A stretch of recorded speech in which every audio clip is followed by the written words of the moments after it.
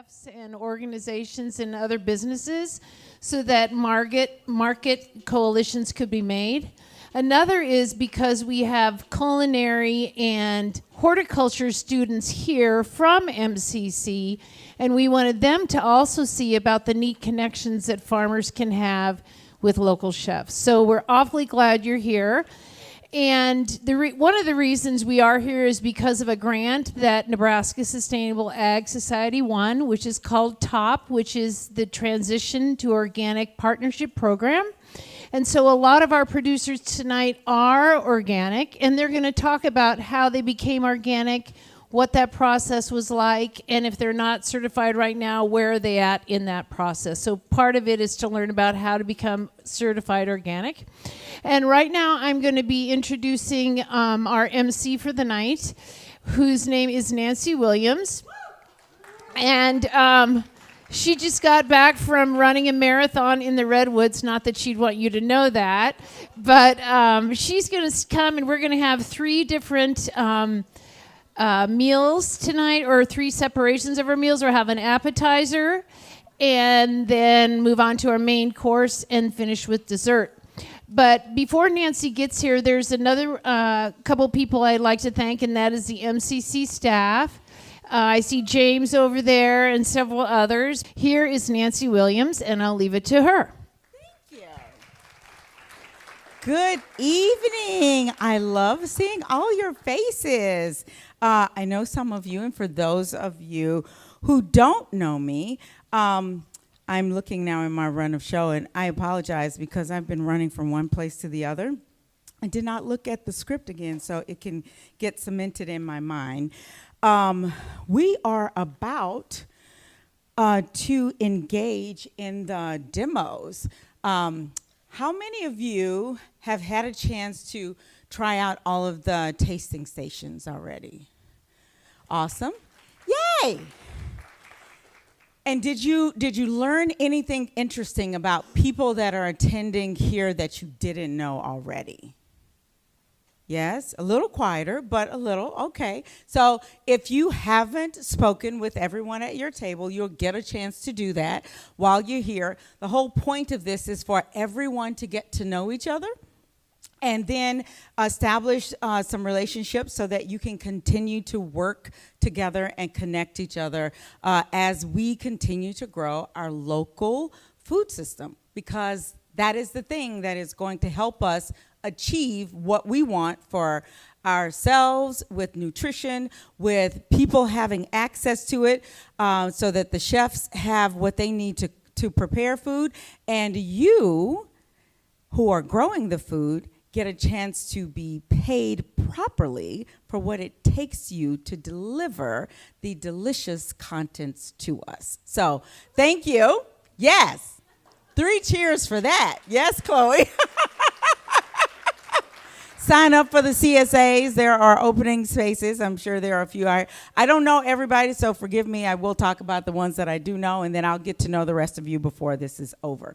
So I'm pretty sure I'm ad-libbing in the wrong way right now, but I'm going to switch now to, we are about to get, is Angeline going to talk to people? Because that's what's happening next. Sorry, we didn't talk about this because I was supposed to be here at 5:55, and I got here at 5:55 and 30 seconds. So is that happening? Okay. Awesome. So, Chloe, it's going to be time. Hi, Chef O'Malley. So if you guys don't know Chef O'Malley, who knows Chef O'Malley? Okay, yes. Rock star in the city and beyond. Yes, beyond. I was in Arkansas. No, I was in Arkansas, and someone said, oh, I know about the culinary school. And he's like, do you know O'Malley? I was like, yes, everyone knows of him, but I have had the privilege to work with him. So, yes, and beyond. Yes. I did a half marathon, not a full one, but yes, I am. Of all the things, so for those of you who know me, First of all, the things that I engage in usually require some level of insanity to do. Because y'all know you grow food, you work with local food, and you make food. It takes a level of insanity. But also, after I left No More Empty Pots in December, I cultivated a new mantra, is that I am cultivating a life of ease and abundance. And I didn't know how to not work, and so I've been spending the past few months like learning how to do that. And the way that I filled that time was I picked up running because I didn't want my mobility to be a constraint to my freedom and liberation. And I started running in March. I ran a 5K in May, the Berkshire 5K, and I wanted to go on this bucket list trip to the Redwoods. And so because I had already run the 5K and that's what I signed up for, I was like, I can't just train for what I've already done. And I kicked up to the half marathon because that's what was available. And so that was my reward for all of the training is I got to be in the Redwoods for the first time. It was so serene. It was like walking into a sanctuary. I got to commune with nature in a whole different way. And I ran for 4 hours and 19 minutes to finish a half marathon. So thank you. Thank you. I think are we ready? Almost? Okay. Well, I believe that you are going to do the demonstration. Yes, that would be awesome. Is it working? Oh, there we go. Look at that. I talk really loud, but I'm recovering from laryngitis still, so I know my voice isn't quite back yet. Oh, it's yes. perfect. Yeah, we're doing the appetizer first here. So Awesome. You should be getting these kind of in front of you now as we get going. Okay. I'm just going to talk about what I'm cooking, a little bit where the products came from, and just and if kind you of. want to say who you are? Oh yeah, that might be important.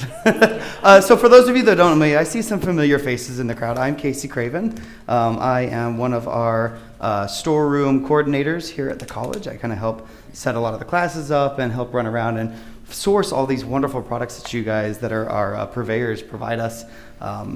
I get that joy of seeing fun new things all the time, as well as getting to show them to the new instructors and whatnot, and having that ability to make them delicious with our classes. So, but we're going to do a little bit of a semi-warm, semi-sauteed squash and kale salad. This is coming from Wolf Farms and Shadowbrook. There we go, and Shadowbrook. You know, this is why I don't do things on stage, because things break when I work with them. Would you like to attach? You know, I think I will just try to talk really loud, and if you can't hear me, just yell and I'll try to talk louder until Dawn gets me a new microphone. Yeah, it looks like. So Dawn, if you can hear me, I'll take a new microphone anytime now.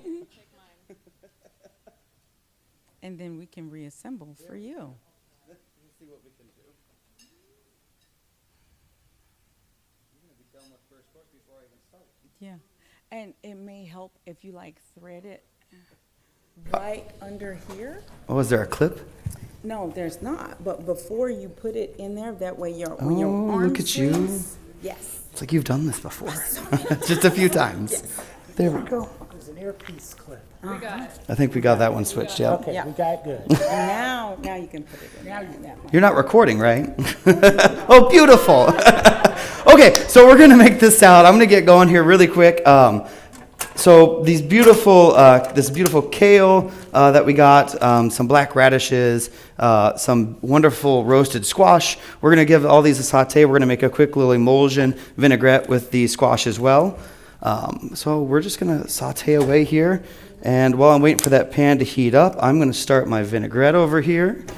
And we're going to put in a little bit of apple cider vinegar.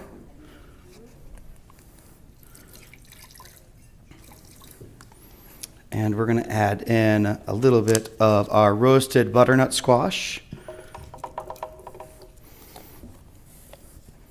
And just a touch of, that one's going there, sorry. And where did the honey go? And so we're using the butternut squash and the honey kind of as our binding agents for this vinaigrette.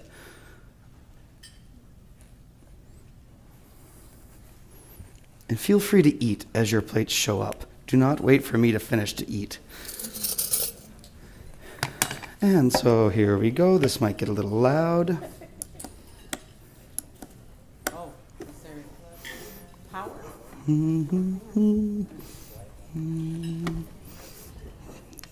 There we go.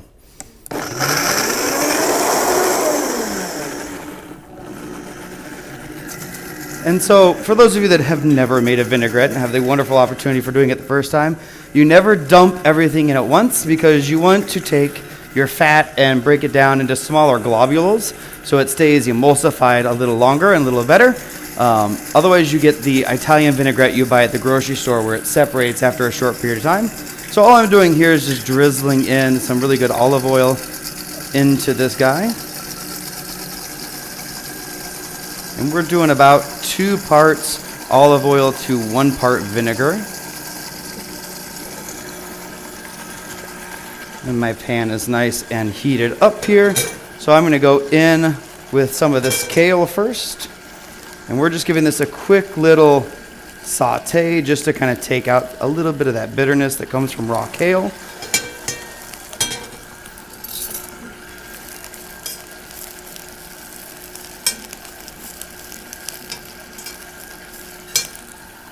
Hit that with a little bit of salt.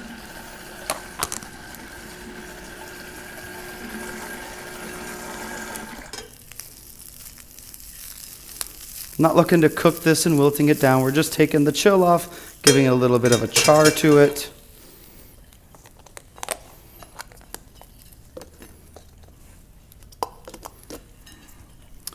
And then this will go into our bowl, adding in some of our squash. Right, so these are already roasted and toasted. We're just taking the chill off of them, adding a little bit more depth of flavor, adjusting the seasoning. So we're going to give our dressing a taste here really quick.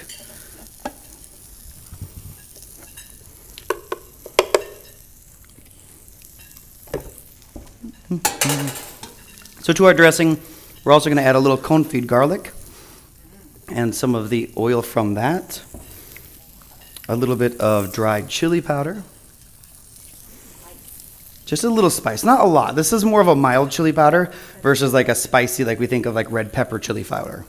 And then just a touch of curry powder to this as well. Give our squash a little shaky shake. So was that just roasted, the squash? The squash, yep. So we took these guys when we got them in. We halved them, cleaned out the seeds and the membrane in the center of the squash, and then gave them a roast cut side down. Kind of helps steam them a little bit, keeps them a little bit more tender. And then we just dice those guys up right afterwards. Okay, awesome. Thank you. Yes. So while we're finishing up that dressing here a little bit, and we've got all of our squash roasted off here, I've got all of that kind of plated here nicely in this bowl. The black radish, we didn't really do anything too crazy with. We kept them very natural. We just soaked them after we sliced them really thin in just a little bit of water, just to keep them from oxidizing and drying out. We really wanted to kind of highlight that natural flavor that comes from that black radish. And then on top, we're also going to put a little bit of pickled red onions. So this is finishing up. Lastly, we're going to toast off a little bit of Brussels sprout. Just kind of took these leaves, peeled them, added them to this guy as a little bit of a kind of a bitter flavor that comes from it, and a little bit of that cabbage flavor as well. Look at Chef.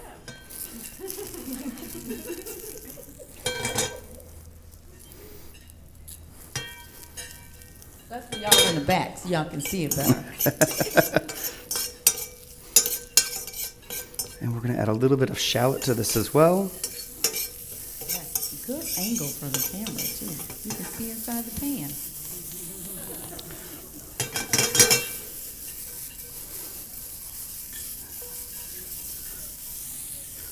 Right. So once our Brussels sprouts kind of start turning that nice bright green color, we're going to call that done. Go right into our salad mix here. And then we get the fun joys of finishing it all off here. There are a few things that smell better than onions and garlic in a hot pan with grease. Hot few. tip, if you don't like people being in the kitchen with you, one thing, and you want them to believe that you're doing something, even if you're already done cooking, there's a thing I do sometimes is sauteing onions and garlic real low, so it smells like I'm busy, but I'm really just getting time to myself. You know, I love doing that as an air freshener too. Like around winter time, throw a little garlic, rosemary, thyme in a pan and walk around the house before everybody shows up. Yes. So we're gonna go ahead and plate this guy, and what I'm gonna do here is I'm gonna take our dressing. I'm gonna do this the smart way, and we're just gonna take a little bit of this dressing, and we're just gonna pool it in the center of our plate. Just like so. Toss our greens here just a smidge. We're gonna hit these with a little bit of salt. And just a skosh of black pepper. And then you're going to notice all your kale and everything's going to come to the top, which is perfectly fine, because then when you go to plate it, you take the nice kale, set it on top, showcase it, and you can kind of scoop down in here and get all those beautiful pieces of squash and Brussels sprouts. Just like so. Take a few of our sliced radishes. Tuck them in the plate. A little bit of our bright pickled red onions. And then finally we will finish with a little bit of toasted pumpkin seeds. Ooh. Just adds a little bit of fall flavor to it, finishes it all off nice and neatly there. But that's the first course. Woo, thank you. So hopefully you all enjoyed it. Wonderful. Okay, now, is there anything that you want to share with us about this dish that you didn't already in case people want to recreate this at home? There's tons of ways to do this. I mean, every bit of this course is playable. Whether it's taking the squash and roasting it after you peel it and dice it so you get some more char to it. You could blanch and shred the kale a little bit more and have a more of a finer salad that looks a little bit tighter and neater. You could pickle the radishes. You could hard roast the Brussels sprouts. I would love this to see a little bit more of some sweetness coming into too. So maybe I'm taking a little bit of like fresh carrots that are coming into at the end of the season there. Maybe I'm taking those with a peeler and shredding them really thin and maybe doing like a quick little pickle to them instead of the onions. Some fun little options to finish up that crop that's coming through at the end of the year. Thank you so yes, much. absolutely, Yeah, you guys. Casey. Thank you. Let's thank Chef Casey, and we're going to talk to Chloe about a couple of things.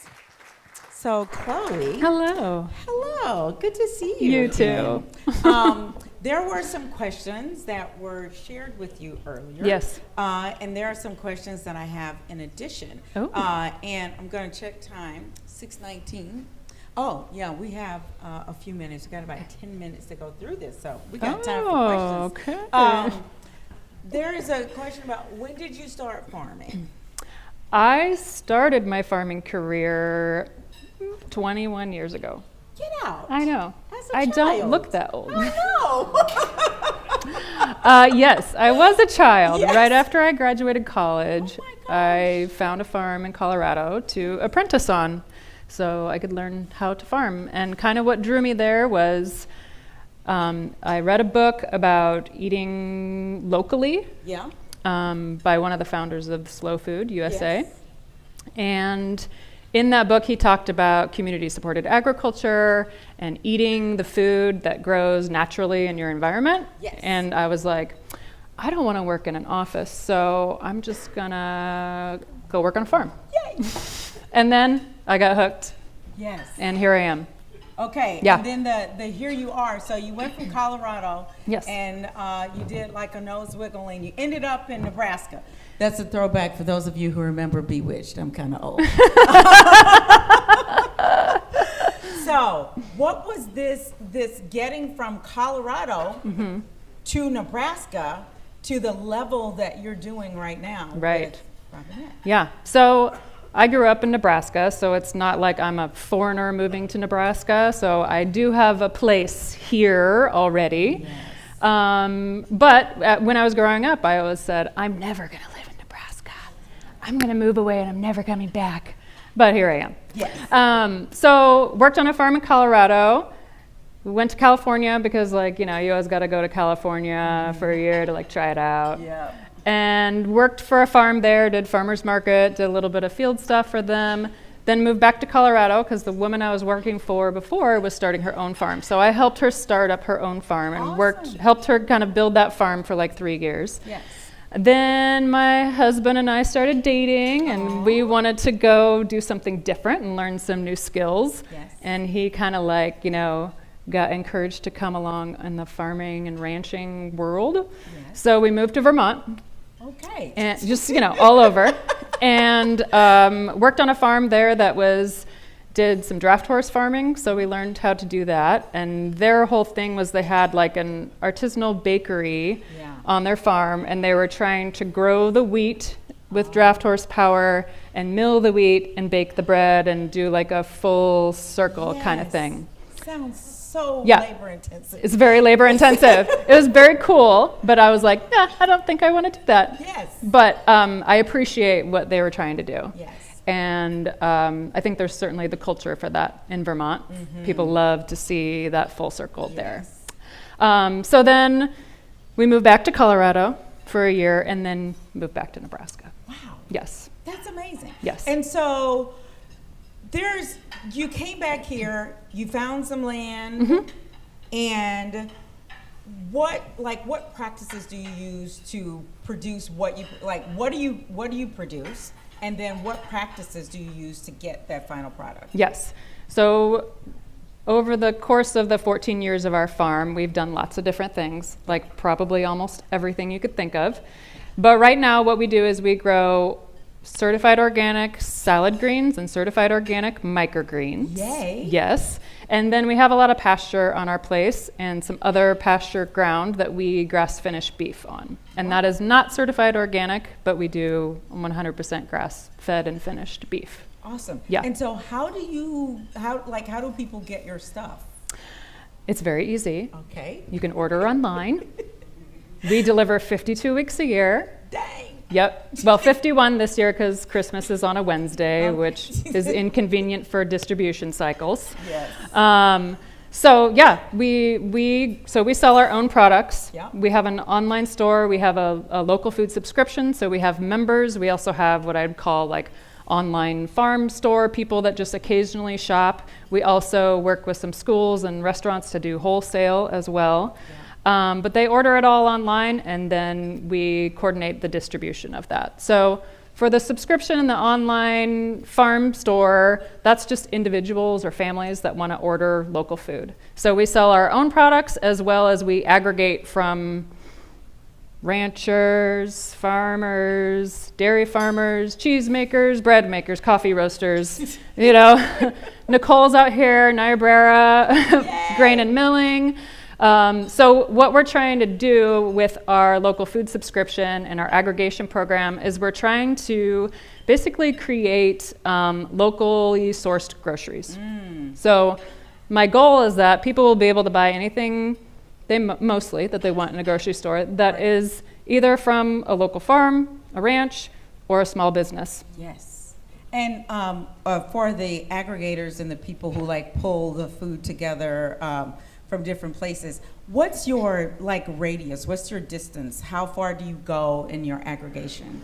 We are southwest of Lincoln, so we mostly distribute into Lincoln, but we also have gone down to Johnson County, over to Seward, Malcolm, up into Omaha, like way north Omaha. But we're kind of Lincoln, Omaha metro. Okay, awesome. Yeah. Thank you. Yeah. So we are.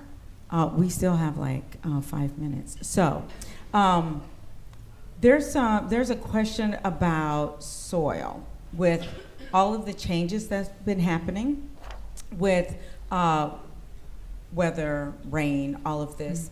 What are some things that you are seeing, and then what are you doing to help mitigate the things that you don't want to see? Right. So, yeah, I mean, that's a big part of our farm, Yes. right? When we first bought our farm, our home farm at Robinette, southwest of Lincoln, is about 100 acres of land. And it had been, conventionally farmed corn and beans for probably 25 or 30 years. Wow. So when we got there, pretty degraded, and we immediately we started kind of working with 40 of those acres, and probably, I want to say maybe 25 of it was actually tillable ground that we were working with. So we immediately kind of found the flattest areas for our veggie production, Yes. and then planted cover crop. Awesome. So that we could just keep the soil in place and start building it. And because it was conventionally farmed for 25 or 30 years, it took us a while to go through the organic transition process and actually be able to certify as we were building up the soil and recording our practices. Awesome. Yeah. Thank you. Are we ready to move to the next one? All right. Okay. So thank you so much for Absolutely. this conversation. And as we shift, what is the one thing that you want people to know before you leave the stage? I'm going to say two things. Okay. I would like everyone, no matter who you are, to just keep talking to your community about the value of local food. Doesn't matter who your customer is. Talk to your friends, your neighbors, people at church, anybody. Talk to them about how important local food is, how important having a resilient food system is, because that's really what farmers and producers need. Is they need advocates. They need the kind of regular people out in the world to be thinking about where their food comes from. And that's the first step, is we all just kind of have to talk about it all the time. And that's how we will build value. And my second thing is vote. Yay! Thank you. Yay! Let's Thank give you, a hand everyone. for Chloe. Thanks, Chloe. So we have next the demo of the main course with Chef Amanda Sheeler. Welcome, Chef Amanda. Thank you. And our producer is Dwayne Wolf of Wolf Farms. You're welcome to come join me now, or you may come up when prompted at the conclusion of the demo.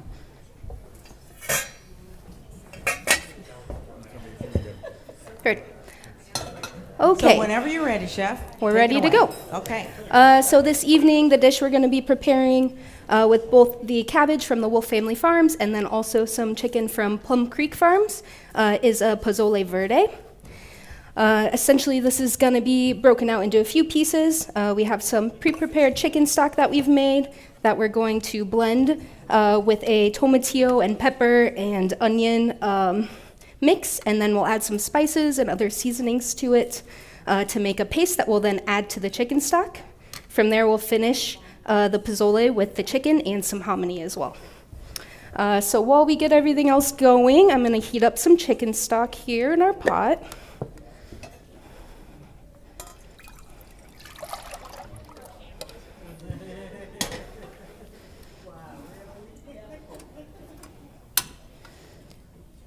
I've got that on high here, so we'll just let that go while we do the rest. And then from here, we're going to blend our sauce. Where's camera? I have some tomatillos, jalapenos, and some roasted shallot. Another thing you don't see here that is in the soup base you'll be enjoying this evening is poblano peppers. And all we've done here is coated them in oil and charred them in the oven with really high heat. You can see there's some juices at the bottom of the pan too. That's okay. We're going to go ahead and put all of that into the blender when we make the sauce.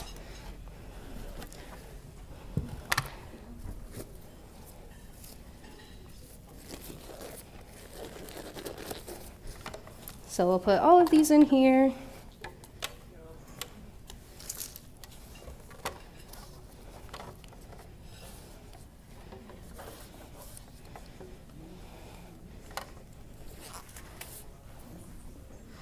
And then in addition to that, we're going to add some roasted garlic.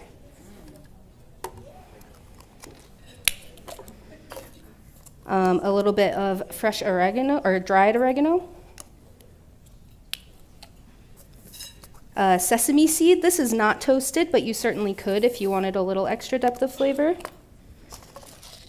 Some black peppercorns, and some coriander. In addition to that, we're going to add some fresh cilantro leaves and some bay leaf.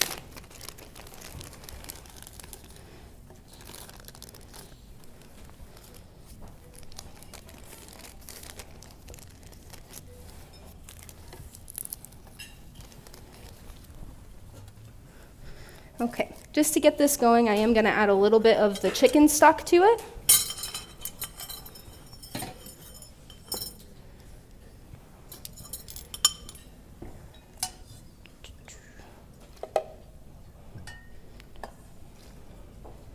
Just enough to get it to blend in the blender.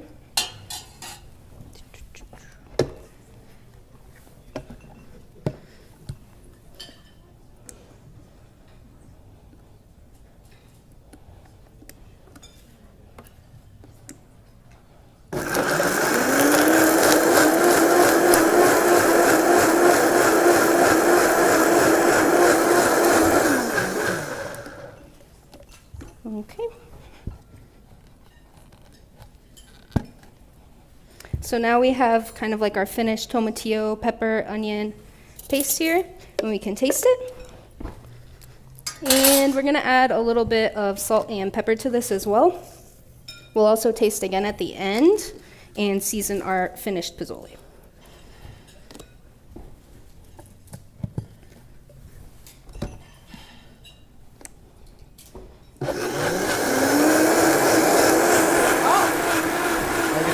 Yeah. Oh, this is going to be interactive. I love this part. These people up here are like standing and watching. I don't know what they're doing. Yeah. Thank you, chef. Notice I didn't try. That looks frightening. I'm playing. It's not too spicy. No, enough it's spoon. good. Thank you. You're welcome. Oh, that's You delicious. can't double dip, but you can use the Of backside. course, yes. We know how to maximize a utensil. So now we're gonna add our completed paste to the chicken stock. Oh, wow. So this is gonna be like your base of flavor for the whole dish. Yes. Yeah, I noticed that you didn't put any acid in it. Is there a reason why you didn't do that? We are actually gonna serve it with some lime on the Okay. side. Awesome. I wouldn't be opposed to adding it initially. This was just Chef Danny's request for this evening. Okay. I was just wondering if there's a difference between adding it with the heat or after the heat. Once you add citrus to heat, it kind of starts to degrade its freshness over time. Mm-hmm. Adding it at the end or in stages is usually preferred. Awesome. Yeah. Thank you. Okay, and then from here, we're just gonna wait for that to come up to a boil and we'll get some of the other things in here. I'll just get together our garnishes for the finished product. We have some fresh sliced red onion, some avocado, the lovely cabbage from Wolf Farms, some red radishes, and our limes that we spoke of.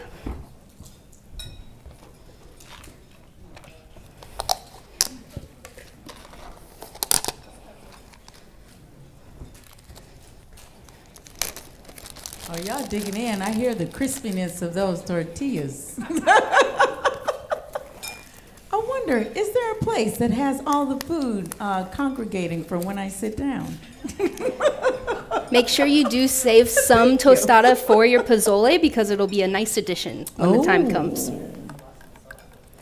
So to the pot here with our pozole broth, we're adding some white hominy and then some shredded chicken from Plum Creek Farms.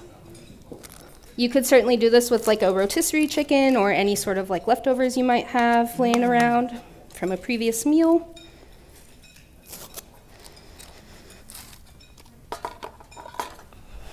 And you just let this come up to a boil. We talked about seasoning in stages earlier, and so we're going to want to make sure that we try it again.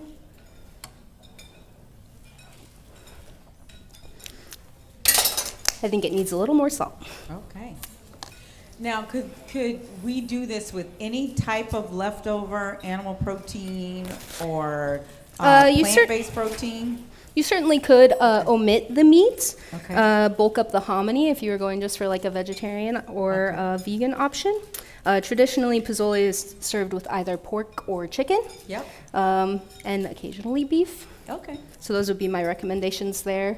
I would encourage you to, if you're omitting the protein, maybe get really creative with your toppings.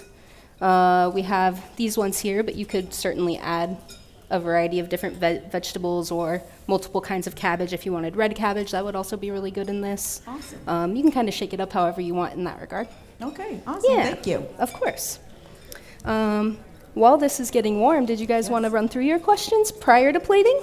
We can. Up to you. And also, I found that green lentils, are great plant protein option. And depending on how you season it, it can even taste like barbecue. So if you need to satisfy a whole bunch of different palates and eating preferences, dietary preferences, bring in the lentils, bring in the pulses. We grow them in Nebraska, so you can get some local ones and zhuzh up your plant-based meal.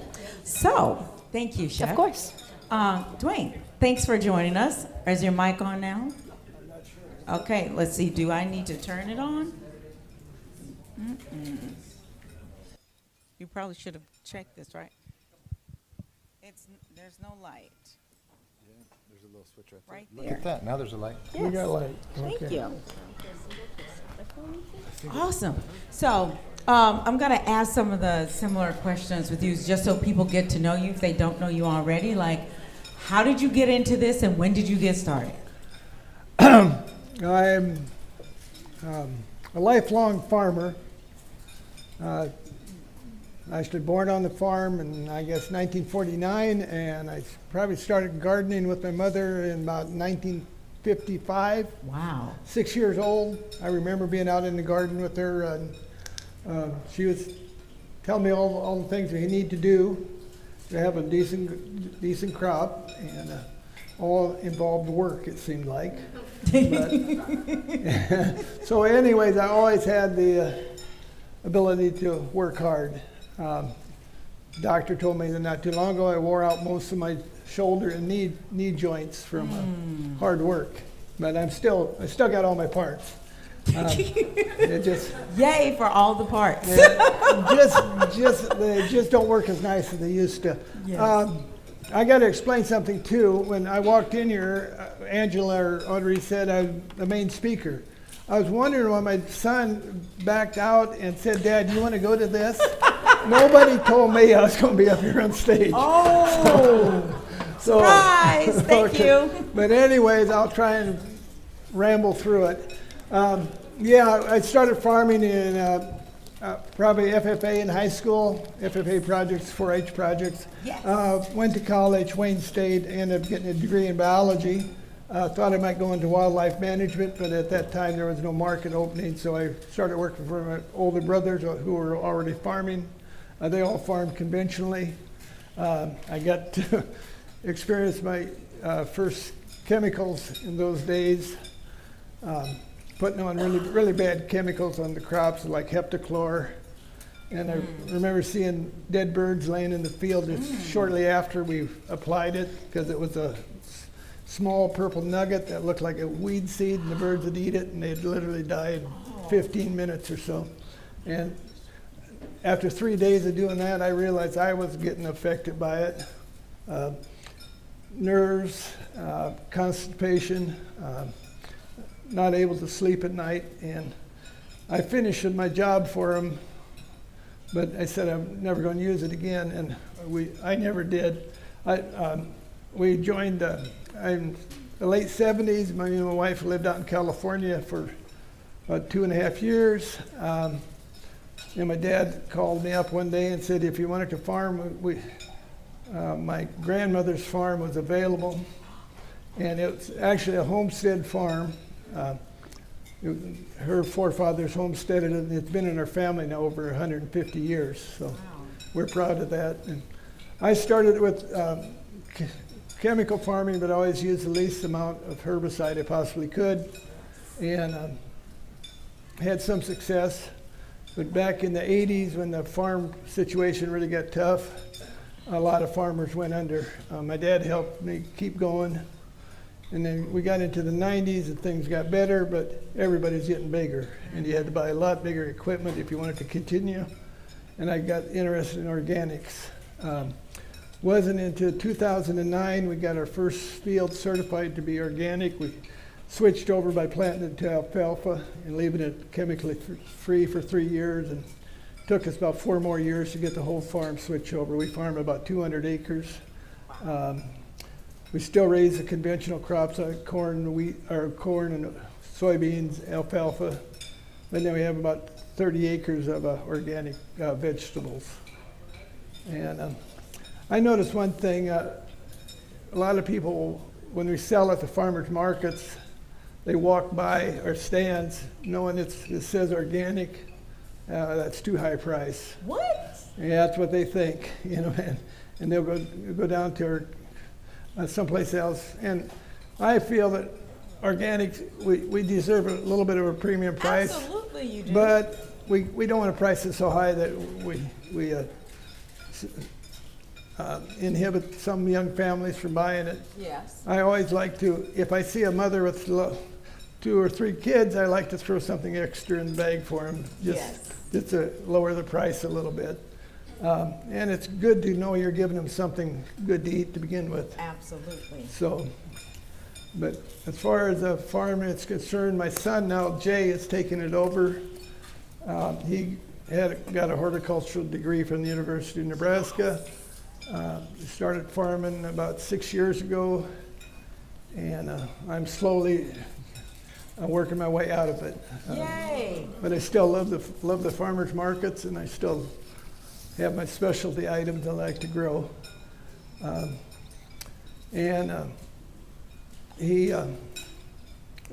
Most of our sales are locally to restaurants, and like No More Empty Pots buys a lot of stuff from us. Yes. What a wonderful organization to help people out, give them really good food at the same time. It helps us out.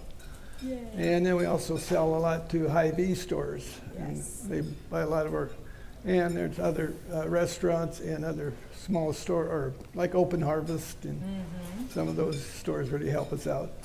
And the last 2 years, we really picked up a lot selling to the school systems with that farm to school. Yay! How program. many of you know about Farm to School? Awesome! Okay, awesome. So if you don't have customers, like there might be some more out here. That's good. That's good. And, well, that's basically where I'm at right now. Well, that's amazing. Are you ready to plate now? Is it Sure still coming thing. up? Okay, because then I'll ask some other questions Okay. after you do that. Okay, so you've enjoyed your pozole now, and we'll show you how we would plate it up.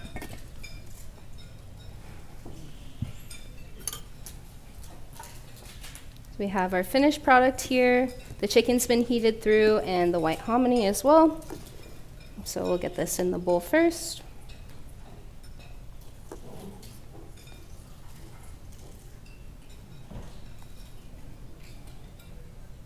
You've got a piping hot bowl waiting for you when these questions are done. Exactly.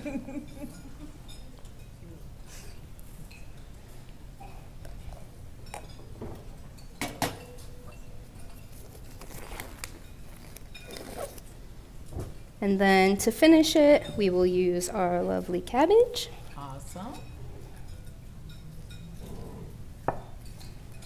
Some radishes and red onion.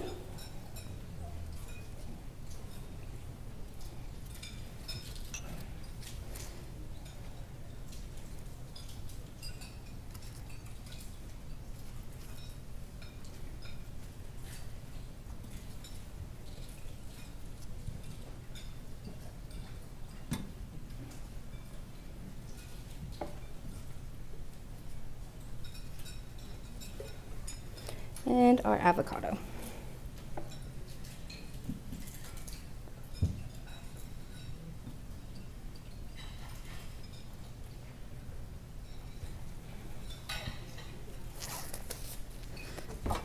can also add some fresh herbs like the cilantro that we used in this sauce, and then lime juice, and enjoy it with your tostada as well.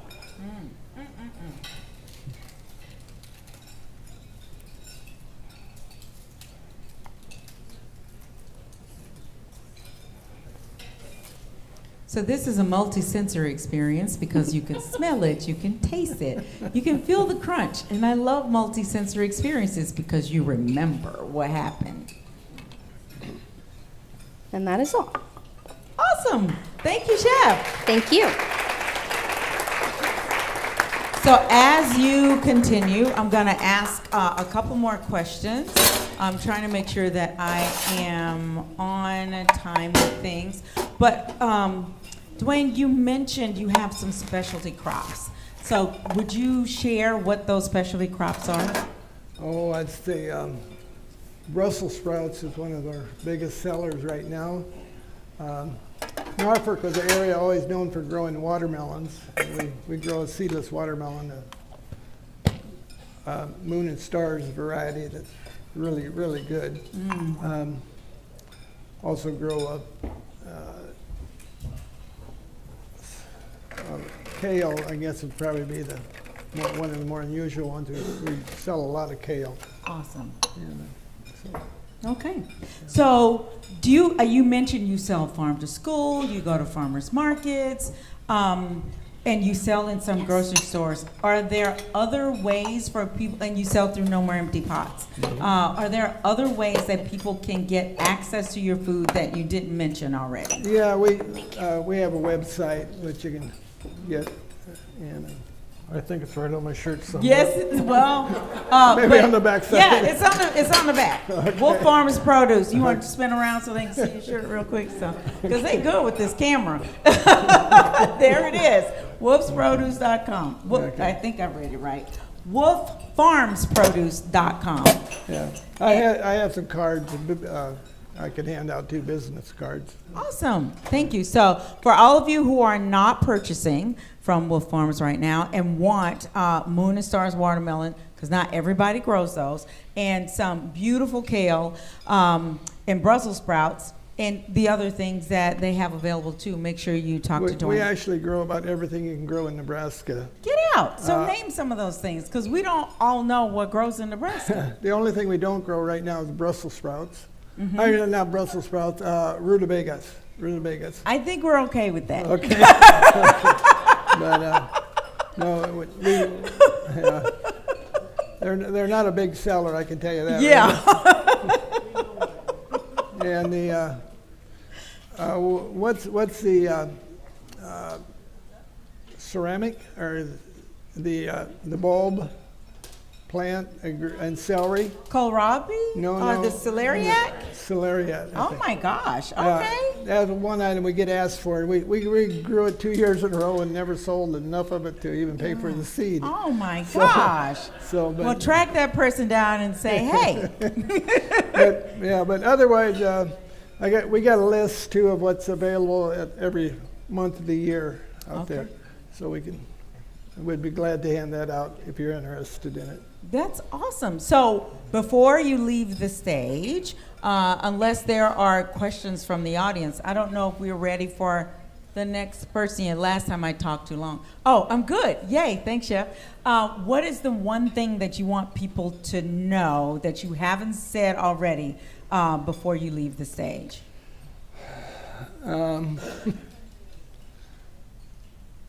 Promote life, don't destroy it. Awesome. Thank you. Thank you so much. Okay. All right, so let's give Dwayne a hand. Thank you so much. We'll take this off of you. Thank you. Yeah, it'll clip back on. Awesome. Thank you so much. Thank you. Enjoy.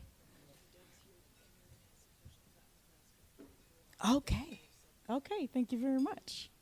All right, Doug, are you getting mic'd up, or are we going to share mics? Share a mic. Okay, well, here's one right here. It's kind of cold. You might want to pop it out.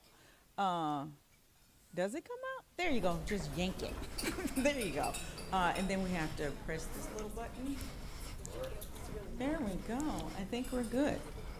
All right. Hi, Nancy. Hello, how are you? Just panna Thanks for cotta. having me up Yes, here. thanks for being here. We have lots of questions, and I think I want to stick sort of to the same thing. So you're here to talk about Nebraska Co-op. You have cards. Should I just say, welcome, Doug, and then just let you go? Okay. That'd be just fine. Awesome. All right, take it away, Doug. Yeah, thanks again, Nancy. Yeah, I'm Doug Garrison, and I'm part of the Nebraska Food Co-op. If you're not familiar with it, I did leave some cards out here on the main table by the entrance, but we have a really easy website to remember. The Nebraska Food Co-op was established in 2006. That's just like a decade after the internet was born. Wow. So we captured a pretty good name. You know, it's www.nebraskafood.org. So it's a pretty easy one to remember. But we aggregate currently about 15 farms, mainly on the eastern part of Nebraska, a little bit in the central Nebraska. One of our producers here, the Clausen Land and Cattle Company, had the meatballs back here that you might have partook in earlier, so thank you for that. But we're described as an online farmers market. So we have these order windows, and right now an order window is open. So if you go to the website, you can join for free. You can actually get your first delivery for free. We have a number of drop sites here in the Omaha area, one in Lincoln, Blair, Auburn, Nebraska City, Grand Island, Columbus, just a few different places across Nebraska. But you can go on and during the order window, purchase items, put it in your basket, and then when the order window closes, those products will be delivered later that week. And our next cycle ends just before Thanksgiving, and yes, we do have Nebraska turkeys listed. Okay. So if you don't have your Nebraska turkey already and you aspire to prepare one for any time that the turkey is ready, you can order one. I think that's all Doug had to say because Doug is leaving the stage. Thanks, Doug.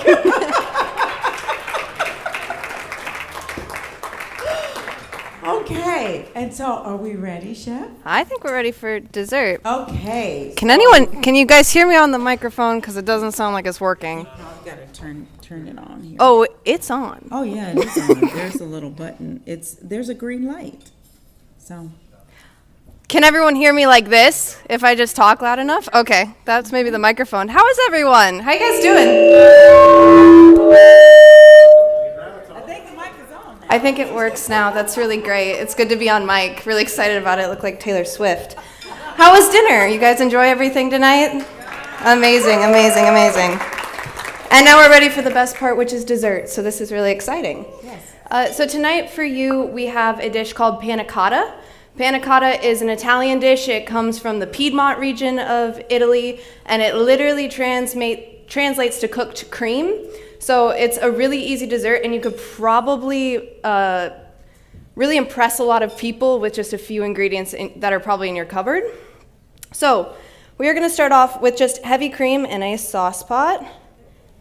Mixed, yeah. Chef, before, can you tell people who you are and like? Oh, sure. With the microphone, I got all flustered. Hi, everyone. My name is Emma Helwig. I'm the outreach specialist for the Institute for the Culinary Arts and the Horticulture programs. So I do student outreach and recruitment, as well as like social media and stuff. Follow us on social media today. So that's super fun. Thank you. And then I'm also a pastry grad of this program, so that's why you guys get me rocking dessert today. So Yay! Super fun, super fun. So like I said, heavy cream in a pan, and then we're gonna add sugar, and then to this sugar, we've just added vanilla bean, and then we've mixed that all together in here. We're gonna go ahead and put that on the burner. Panna cotta is a really, like I said, simple dessert, but you can add a lot of different flavors to it. You can change it up. Today we're just going with simple vanilla bean. Oh my gosh, whisk is stuck. And then you're gonna cook this together, sugar and cream in one pot, and then you're gonna get it to scalding. Scalding is this light boil, you're going to see steam start to rise and soft bubbles start to appear. We're cooking this just to that stage because if you let this like roar boil, it's going to boil over the top, and then all of a sudden you're not going to have enough cream to gelatin ratio, and that would not be good. So while that's sitting on the stove, we want to get our gelatin bloomed.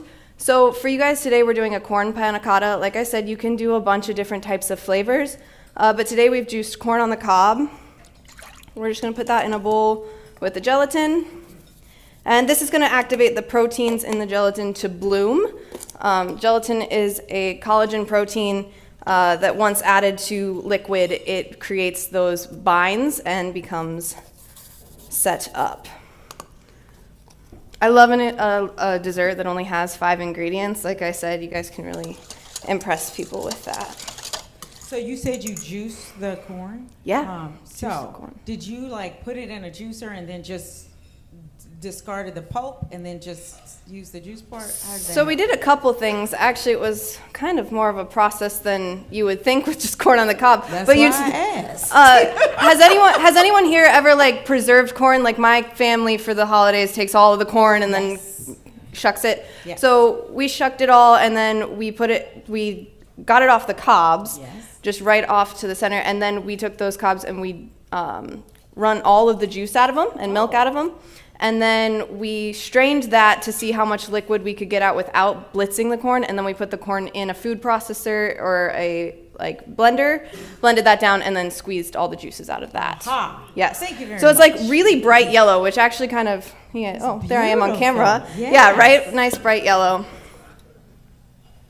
Okay, just gonna check on my cream. Like I said, once this boils over, you would probably have to restart because in this recipe, the one big thing that is crucial is that ratio of gelatin to liquid measurement. If you're not making a corn-flavored one, you could probably have this be milk or other types of things. Like I said, just cooked cream is what you're looking for. Gelatin's blooming. So now we wait, which is super exciting. So I'll tell you what is going on top of your dessert today. So we have the corn panna cotta, which is what I'm making now. And then we're going to have a fresh corn and strawberry relish. And then we're going to have an oat crumble, and then a honey caramel. So lots of different toppings. I know. I see some faces. Another that are kinda excited for that. multi-sensory experience. I know. Yay. That's a plate of So dessert. one more thing, because I Yeah. don't know all of these terms, although I really love to eat and I love hearing about the process. What does it mean for it to bloom? So the gelatin needs to be activated in some way to using liquid to make sure that it actually sets up. When we add gelatin to something, it makes it bind. And so blooming gelatin is just that process of adding liquid to it to activate the proteins, and so it can do what it needs to do in whatever dessert you're making, or savory food application you're doing. Awesome. Yeah. Thank you. In the yellow juice, you can't really tell that it's bloomed, but blooming usually takes like 3 to 5 minutes depending on how much gelatin you have. So this is already probably set to go, and we're going to add it to our warmed cream, but we have to get this to a scalding temperature to make sure that the sugars all dissolve and the cream is at the right consistency. Awesome. Which I can tell from here that a lot of the sugar has dissolved. Sugar just needs a little bit of time there. Yeah. And the cream. We're going to have a conversation then with Nicole from Niobrara Grain and Milling. Unless there is something that you want to share with us while we are waiting for the scalding to Nicole, take place. take it away. I don't know. You got this, girl. I don't know. I'll just stay here. Yes. No, thank you. I'm so excited. When I heard about like milking corn, I was like, is that like a cow? I knew that wasn't the answer. Milk and corn. So I just needed to know how. Yeah, cows. right. It's just a cow joke. Just a cow it's a walking cow joke. Oh, great. All right. Yes, You can hear me? That's awesome. Yes. I have a thank you loud for being voice, here. so if I'm too loud, let me You are know. very clear and profound with your Okay. with your projection. Great. So, if you could tell people who you are and how you got started in all of this. Well, okay, so I'm Nicole Reagan. I am from Niobrara Grain and Milling. Our family owns, so my brothers and my mom, we own the mill, flour mill, and it's a unique mill. It's a unifying mill. So there's only a couple produced in the United States as it is that's working. So it pulverizes the grain instead of like a stone ground or a roller mill. So What happens is that endosperm stays more intact. It doesn't get hot, so it's more nutritious. The shelf life's better, all that good stuff. So we source our grains from our own fields in western Nebraska. We have about a little over 7,000 acres. Banner County, Kimball County. Sam, where's the other one over there? I can't remember. Anyway, some in Colorado, some in South Dakota. So we're just kind of all over. It is, I know. It takes a lot if you're going to have, organic grain. So we're certified organic. We originally started farming. My grandma and grandpa had ground around Imperial and a Champion. And when they passed away, we inherited the ground and then water issues, out that way. So we sold that ground and then just accumulated wheat fields around western Nebraska. So became fully organic in 2016. Took us about 3 years to do that, and then had to figure out what we're going to do with this organic grain, right? Because it's not, it takes more to produce it than it does that you can get out of the elevator. So that's when we decided, let's do a mill. I don't know. Sure, let's do a mill. So, okay, Dad, let's do a mill. So we have the mill, and we package it there in Valentine. That's where my parents live. So they're 85 and 86 years old this year. So he drives from Valentine to western Nebraska every other week. So if it's Saturday morning and you're somewhere between Valentine and Scotts Bluff, look for a red pickup. I don't know. And he likes to put his arm like this and talk over here, Yes. So anyway, So it's for him. I always say, is that what's making them young at heart, right? Because it's given them something to do. It's been super important to them to find a place for our grain to go. And they've got great grandchildren now, and switching over to organic's been important to produce really good food for our families. And so that's what I say when I leave the stage. That's my thing, make sure that your grandkids and your great grandkids have got really good food for them to eat.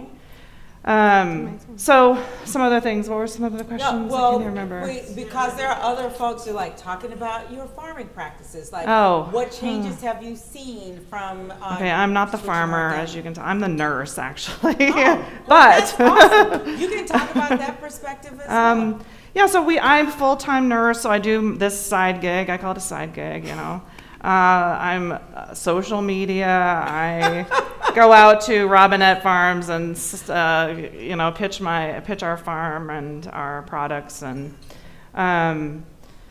so we do fallow. So that's why it takes so many acres, right? So we have to have we just rotate our crops through and bring chicken manure out, and that's how we fertilize our ground. And my dad can totally tell you about the farming aspect of better than I can.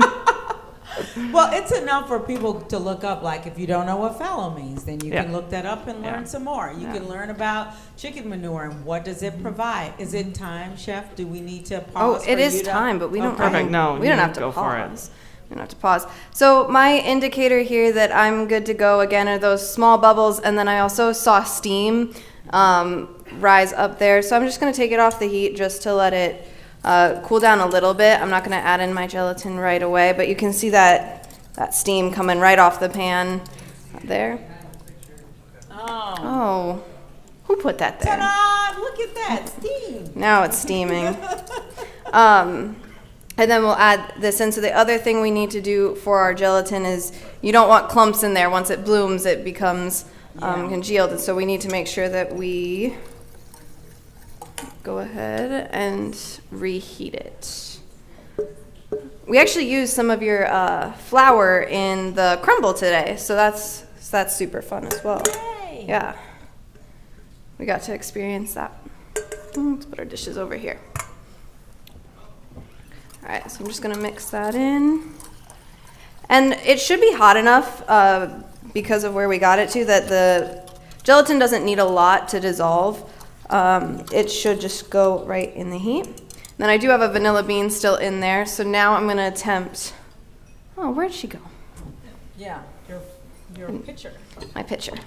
And so now, the best magic trick I can pull is trying to pour this into this without getting anything on the tablecloth. And Oh, here we go. oh, thank you, you guys are so supportive. But it's black, you won't notice it. No one will know. If you guys don't tell anyone, I won't. That's fine, it'll be our secret. Yeah, and we can always put like a towel on top of it. Yeah, it'll be fine. They'll be fine, they won't notice. So there's the color, this nice light yellow color. And then you can put it in any container that you might use to set it. It's really hot, it's gonna need time to cool and set up. And as it cools, that gelatin will make it fully set. And then you have your panna cottas. Like I said, perfect dish that you can change the flavor profile. You can add a bunch of different things into it, and it's this sweet. I like to say that it has like the consistency of pudding and the mouthfeel of pudding, but it's set like Jell-O. So it's this nice little like balance, and it's. I mean, you guys are eating it. You guys know that's exactly what I'm describing. I'm seeing you be like, Well, you're eating it, so that's great. Thank you. So a couple of questions. How Couple long, what's the best way to cool it? Sure. And then how long would that take? You can set it, it would sit, like you could just set it out here. We put ours in the cooler. It will probably take about, depending on the size of your container, right? Everything takes longer to cool the more liquid that's in it. I would say if we put these in the cooler for 30 minutes, they would probably be set up in time. But if you had bigger ones, the ones you guys have, it would just depend. Cooler's probably your best method. And then these are really a dessert that you would want to make a day or two ahead of time, but they don't save very long. So it's once that sits for too long, it might be off. So Awesome. yeah, just hold that guy in the cooler. So if it's something you want to try for Thanksgiving, I'm sure pumpkin spice would like to have its panna cotta light at some point, right? We haven't done panna cotta pumpkin spice yet. And so would you just stir in the spice like Yeah, just with your vanilla, the way that the sugar was in, you could add spices. A lot of people will add like lemon peel or citrus to that, and make lemon ones. Yeah. Awesome. Thank you so much. Let's give it up for Chef. Thank you, guys. Thank you. And so you were sharing about practices, and we're probably close. Let's see. What time is it? I haven't checked that. 7:08. Oh, we are ahead of time by quite a bit. Y'all gonna go home early, okay. or you But can I have take time this to off? eat more, whatever you choose. Bless you. So what have you seen change the most about your organic practices with like the change in weather and moisture and all of that? Well, I would say, my dad would say, can you hear me? Can we bring our mic back? Bring me back. Thank you. Is that better? There we The go. magic person in the Yes. space that Fixes manages mics. those. Yes. The mic Okay, man. you're back. Yes, I am back. I think my dad would say that since, no-till, that he would say that there's more moisture in being organic, that he's seen it have a better crop, if you, in that regards. That's awesome.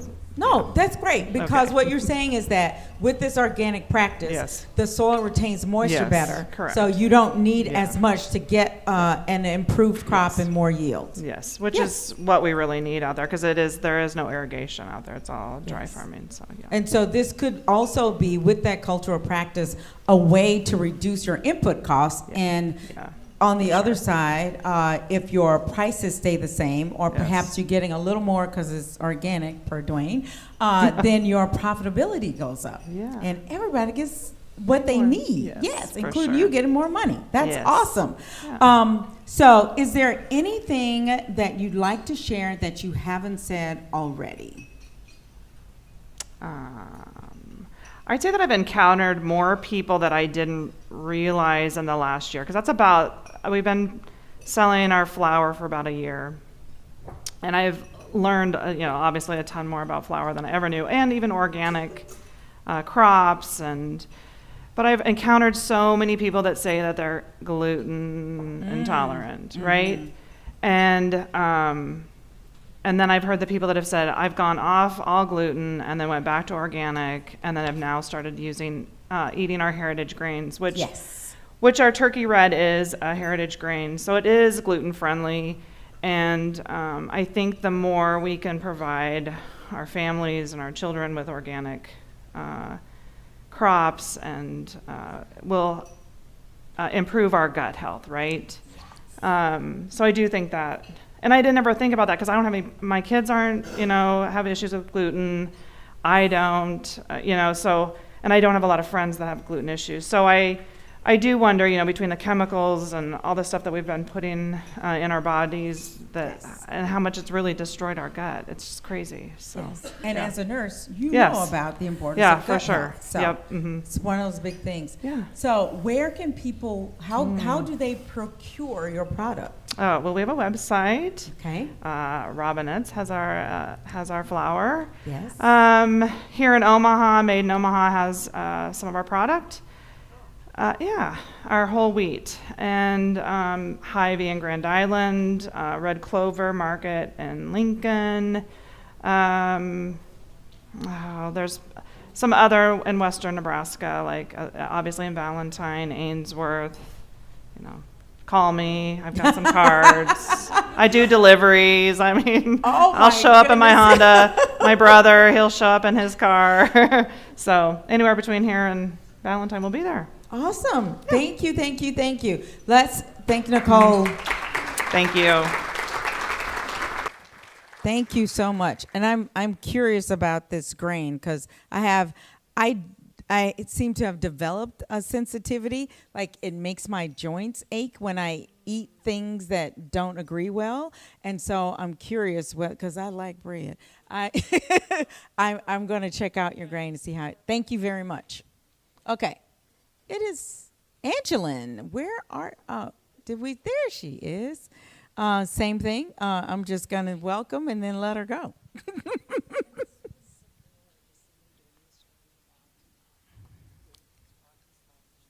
Okay. Awesome. I will remember that. No, I am ready for you. Please welcome Angeline to the stage. Here. Hello. I was prepared for this 2 weeks ago when Audrey told me about it. Uh-huh. Now I forget. Nothing much has changed. Okay. So this is what you do. Okay. You think about why you are doing what you are doing and the passion that you have for it and what you want other people to know. Like if you had 5 minutes to talk to them. Okay. And let's go. Let's go. Yes. All right. Hi, everyone. I'm Angeline. Funny story is Glenn and Audrey are a big reason of why I'm actually in Omaha. Aww. Right? And ever since then, I feel like Audrey invites me to things, and I show up, and it's always a good time. Yay! So I'm here to talk mainly about one of my part-time jobs, which is with Lone Tree Foods. Does anybody here know what Lone Tree Foods is? Woo! Woohoo! So I've been working with Mark and Justin for, I hate to say it, about 5, maybe 6 years now. Wow. I know. And we are a wholesaler. We are based in Lincoln, but I live in Omaha, work from home, go to Lincoln when I need to. So I don't grow anything, and I think it's funny that I work in local foods because I can't really keep houseplants alive. I definitely don't grow vegetables. I live in suburbia. But I like to say that I can do the things that farmers don't have the time to do. Yay. So that's like, I can be in front of a computer. I can show up to events like this. I can plan a farmer's market. I can coordinate events with Audrey. So I like to say that I do the things that farmers don't have the time to do, which is mostly computer time. I'm not a marketer. I basically fell into the local food world of Omaha through farmers markets. Mm-hmm. So that was the beginning of the end for me. So I know a lot of you from a lot of different places in my life, yes, especially in my time here in Omaha. So at Lone Tree Foods, a quick recap of what we do. We have a pretty interesting schedule that has to be real consistent because we have farmers that we depend on, and then we have customers that depend on us in the end. So we work with farmers. I can see a few in here. I see Dwayne Wolf in the bright red sweater over there. I know Gordy's in here. There's Gordy. Hi, Gordy. Yeah.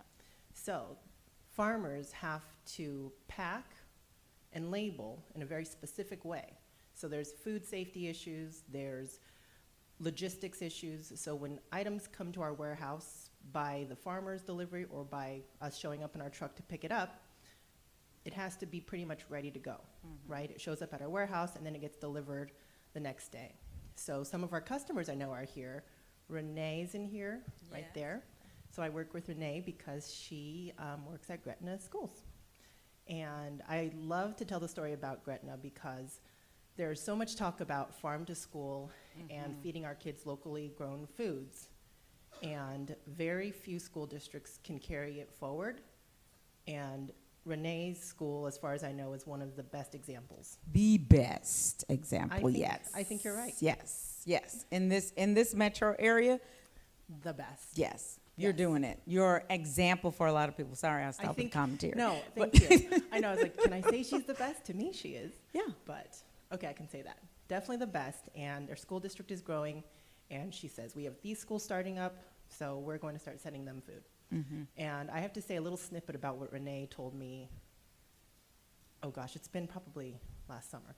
So basically, if you want to feed kids local foods, you have to get it to fit into this matrix of USDA requirements. Yes. And you have to break the recipe down, and then you have to tell the schools what they need to order in order to complete the recipe. So it's this very convoluted process. You'd think it'd be easy enough to ship them a bunch of squash in the winter, cucumbers when they're in season in the spring before school's out, but it's really not. So what Renee does for getting local food into those schools is tremendous.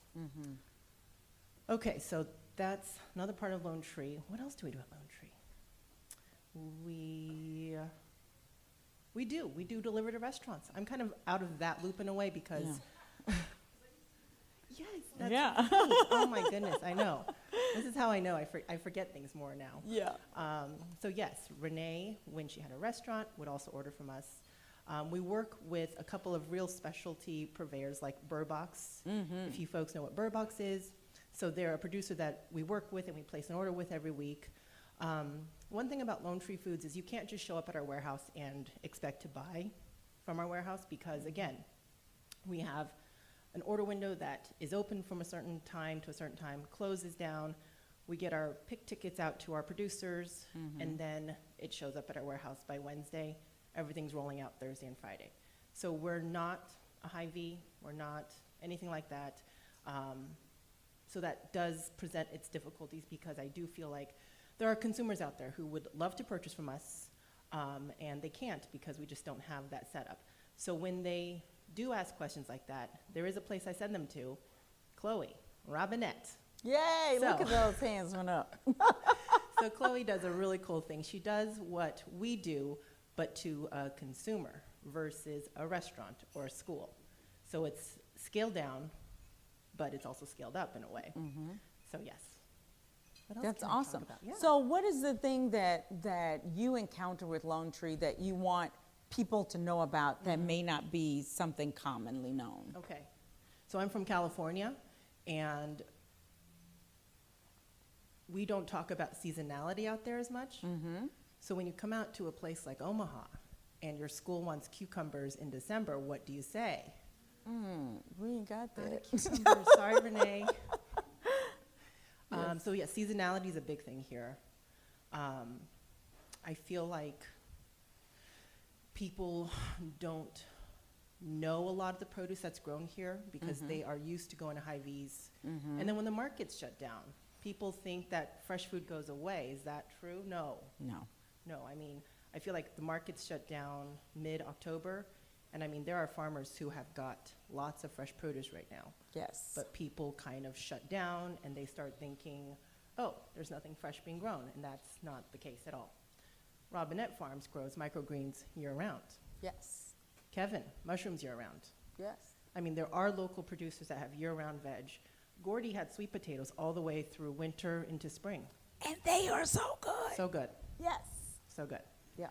So you just have to know where to find them, who to ask for, who to ask as far as if you go to a store. One store that I really love, and I know it's not here in Omaha, but is One Farm in Logan, Iowa. Has anybody been out to Logan, to One Farm in Donnell's? Yeah. Okay, Tony's been. right. So you can find fresh produce there. I think I bought her out of tomatoes this past weekend, just Oh, because wow. I'm just going to be sad when tomatoes are done. But you can find local produce if you know where to look. That's a great segue. Thank you for that.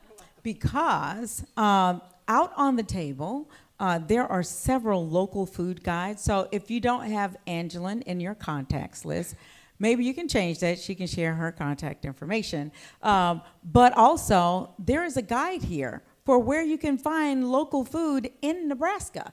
And many of the farmers that are in here are in here, and there are more.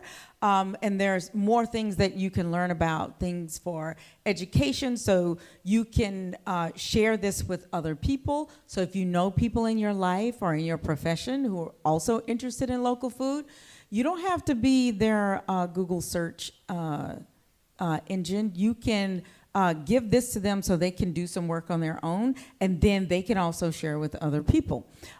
So pick one of these up, pick up some to share. Where?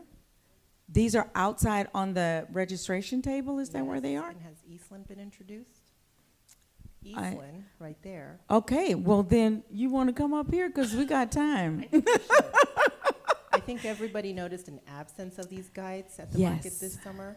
There was a reason. Eastland wasn't on board yet. Okay. Well, thank you, Angeline. Let's give a hand to Angeline. Thank you. Hi, Eastland. Hey, tell us who you are and why you're here, and then about this lovely guide. Yeah, so I'm Eastland Wright, and I work for Buy Fresh, Buy Local Nebraska. There has been a gap, a vacancy from when this guide was produced in 2013, 2023. Yes. Normally it comes out in May. We are just now coming out with the 2024 guide. But this is part of the University of Nebraska-Lincoln in the Agricultural Economics College. But this is a guide that lists producers and where to find local foods. There's also some interest stories in there. We maintain a website that's in the process of being updated right now. And so we're trying to reconnect to the community and support local foods and how we can. Also, if anybody wants more of these guides, more than just one or two, I did bring an ample amount. So come and see me if you want to stack them. That's awesome. Thank you very much. Now, is there anything else you'd like to share with people that you haven't said already, because you've got a mic and you have their attention? I am not a big public speaking person, so I can't think of anything off the top of my head in this Is there moment. something somebody's going to ask you about tomorrow that you didn't ask about today? Okay, then you're good. You have checked all the boxes. Thank you for being an impromptu visitor to the stage. Thank you. Thank you. I'll take this. Thank you all. And I do want to say that I said that about Gretna Public Schools because I had the opportunity to work with Chef Sharon a little bit before Renee entered this position, and they were purchasing quite a bit of local foods and getting other people involved and introducing kids to food. And when Renee entered, there's also some other, like, it just increased and expanded and more stuff was going on. So Farm to School is in Nebraska is going great. There are more schools getting into it. OPS serves a lot of single ingredients, but because there are so many kids and so many schools, they're not at that level yet where they're incorporating, but they snagged one of the chefs from here last year that's been incorporating, developing menus and recruiting people like the students from here who know how to prepare the menus, because believe it or not everybody knows what to do with a butternut squash in its whole form, and you have to have skilled labor in order to pull off this vision that you have. So if you love cooking and you got some time to share, school don't run all day. You can go in early and you can leave by 2 o'clock. Just saying.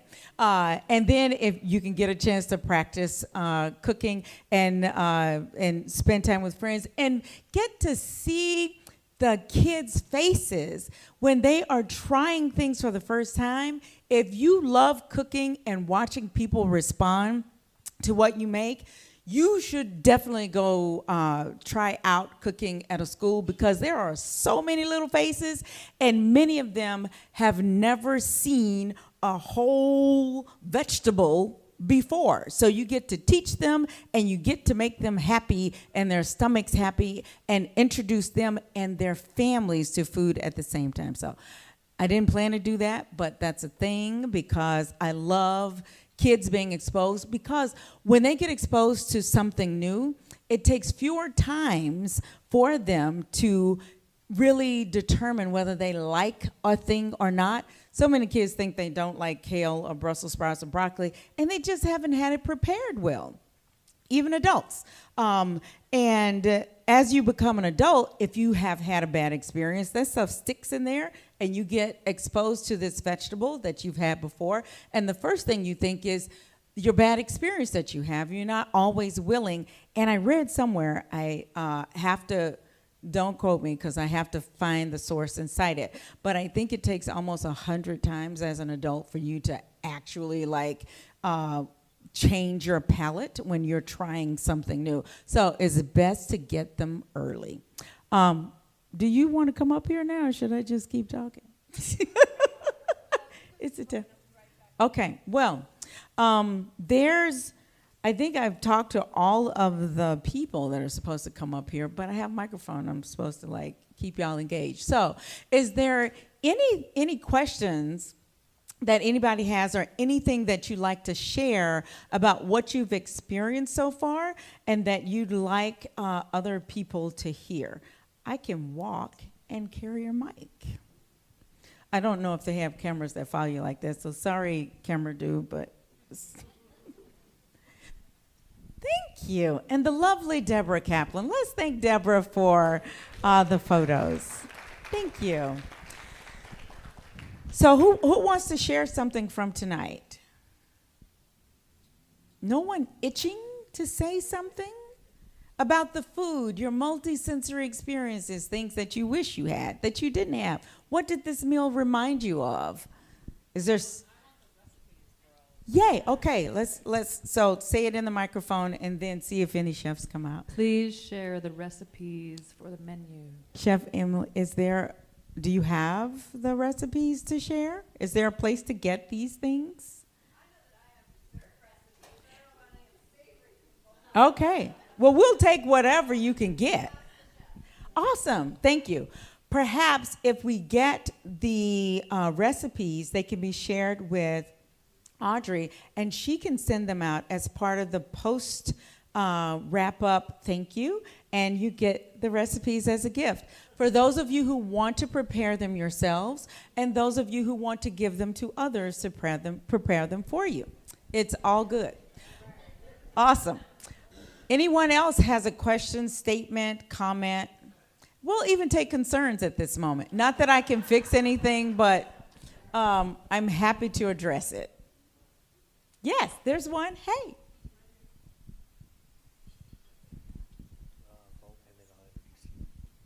Hello, my name's Tom Bruning. Hi, Tom. And I'm the instructor in horticulture, one of 3 full-time instructors over next door here. We're part of the culinary building. Yes. I'm on the food production line. I actually farm in Iowa on a 4-generation family farm too, and I used to do local food. This took priority, and I'm trying to get a balance in life. Yeah. Yes. Yeah, right. Good luck. I brought 2 students with me, Henry and Riley. Yay. Hello, They're Henry in the and small Riley. market farming line. We're changing it to a market farming line because we don't care what size you are, but most people start with limited acreage and go up from there. Awesome. As they are successful. And Riley has a question. So, like Tom said, I'm in the small market farming program, and coming up, I'm looking for an internship opportunity. with a local farmer. So if you have any opportunities available, probably not this winter, maybe more in the spring or summer when seasons are bigger. So yeah, just let me know. So I'll be how around. how do they reach you, Riley? Sure, contact Tom and he can pass it off. Awesome. Thank you. You're going to share? So also in the follow-up, Audrey will be sharing Tom's information. Tom, just make sure Audrey has that. And then if you're looking for a conscientious, hardworking, very well-trained and knowledgeable intern in horticulture, you can contact Tom and hopefully give an opportunity to Riley so that she can practice her skills and join you in this amazing profession. I keep doing this every time somebody says horticulture because I didn't realize I was this old, but I graduated over 30 years ago with a degree in horticulture from Louisiana State University. So that's why I do that every time, because horticulture grads are, sorry y'all, that's where it is. Yes, yes, awesome, yes. Say something? Absolutely, take it away. I'll also say I'll be the contact person since it's kind of my line, but any of the full-time faculty could do it. But if you're ever looking for interns, let us know, especially if you're closer to Omaha. But you never know where people have family and stuff, where they want to go or what they want to do. We do have a growing department.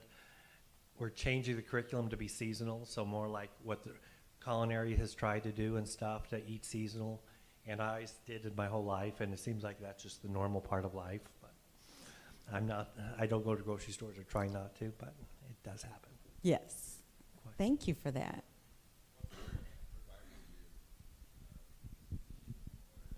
Interns. There you go. Well, here, since y'all are talking, you can take my mic.